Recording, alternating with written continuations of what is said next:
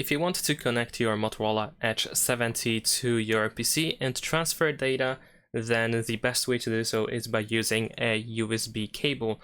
You want to simply connect your Motorola Edge 70 to your computer with the USB cable, just like that.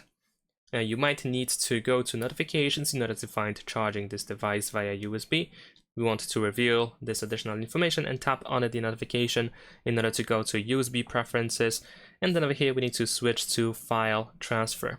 And then we can use our fingerprint or screen lock password in order to continue. Once we do that, we can go to our computer. And then you should be able to find your Motorola Edge 70, and you can easily access all your files like your photos, videos, and so on and so forth. Everything that you have on your phone, you can easily transfer it to your PC, and anything from PC to your to the internal storage of your phone.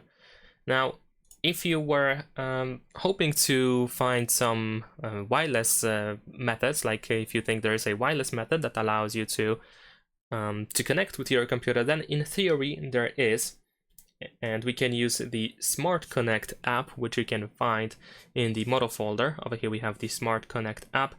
However, to be completely honest with you, the app is just not really that great.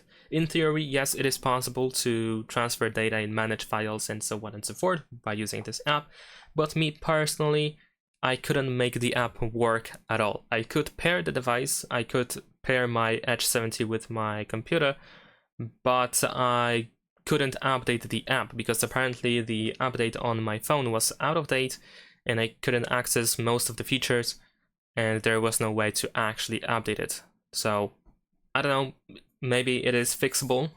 Personally, I couldn't do that. I didn't manage to do so.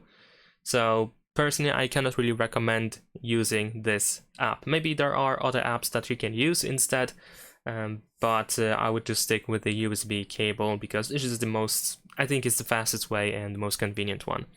So that's pretty much it. Thanks for watching, leave a like and subscribe.